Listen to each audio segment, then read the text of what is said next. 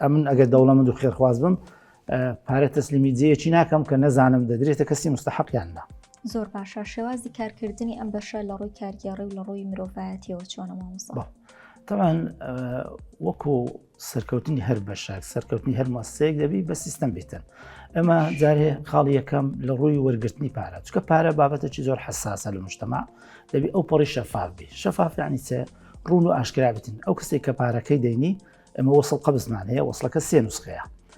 ناویسیانی کەسەکەی، بڕی پارەکە، بەروارەکە، ئەو محاسبێک کە وەردەگریتن تەوقیع دەکا، نوسخەی یەکەم دەداتە خێرخوازەکەی، نوسخەی دووەم و سێم لای خۆمان دەمێنێتەوە. ئەو وەکو وەرگرتن کە وەرگیرە داخلی سیستەمی کۆمپیوتەریش دەکرێت کە مانگانە ساڵانە چەند ئەمە پارەمە وەرگرتیە.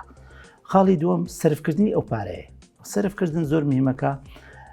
لێژ نەمانێ ئێستا من 3 کەس لێژنینە، نەخۆشێکی فەقیر دێتن سەردانی نەخۆشخانەی دەکاتن، دێتە لای ئێمە، پێشە مشتێکی دەبی وەرەقەی دکتۆری پێبی، ئایا ئەو دکتۆرە نووسی بێتی کە چی پێویستە و بڕی پێویستی پارەی چەندە. ئەگەر نەشتەرگەریە نەشتەرگەریەکە بە چەندیە، ئەگەر دەرمانی پێویستە لە سەیدەی لێ مبلەغی دەرمانەکان دەنووسێتن، هەموو شتەکان.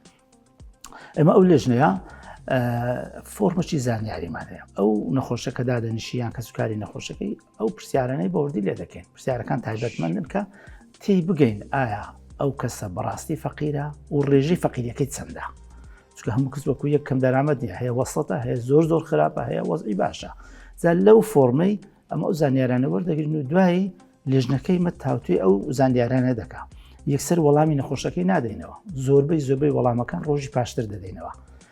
ئەو 3 کەسە زۆر جار هەرسێکمان هەمان ڕێیمان هەیە، جاروێ دوومان لەسەر بڕی پارەکەی، دوومان ڕێیەکەی کەسێک یەکمان ڕێیە جیاوازە، ڕێی دووەکەی تەسبیت دەبێتن. ئەگەر گریمان کەسێکمان گوتی 300 یارمەتی بدا، دووەکەی ترگوتیان با 250 بی 250کە تەسبیت دەبێت. یعنیەوە عەدالەتە و کە هیچ شمان گلەی ناکەین. جا ئەو پارەیەکە بڕیارماندا ئەمە کلێشەکمان هەیە، پسوولەی یارمەتی یان ڕەزامەندی یارمەتی، لەوێ ناوی نەخۆشەکە دەنووسێ و بڕی پارەکە دەنووسێ و هەرسێکمان تەوقیع دەکەین. واژووی هەرسێکمان لەسەر مەسئولیەتێکی دنیای و قیامەتی. ئەو پسوولەیە ڕۆژی پاشی نەخۆشەکە دەدەینە دەستی دەداتە حسابات ژمێریاری نەخۆشخانەی. ئەمە پارەی کاژ نادەینە دەست نەخۆشی، دەبی دڵنیابین ئەو پارەیە لۆ ئەو بابەتی سەرف دەکرێت کە نەخۆشەکە پێویستی پێێت و دەبی ئەو نەخۆشش لە ناو بینایی نەخۆشخانەی میهرەبانی چارەسەرەکە وەربگری. نەشتەرگەری بی، دەرمان بی، چارەسەری سروشتی بی، ئەشیعابی، هەرچی پێویست بی، ئەو جا ئێمە دەتوانین یارمەتی بدەین. ئەمن ئەگەر دەوڵەمەند و خێرخواز بم پارە تەسلیمی جێیەکی ناکەم کە نەزانم دەدرێتە کەسی مستحق یاننا.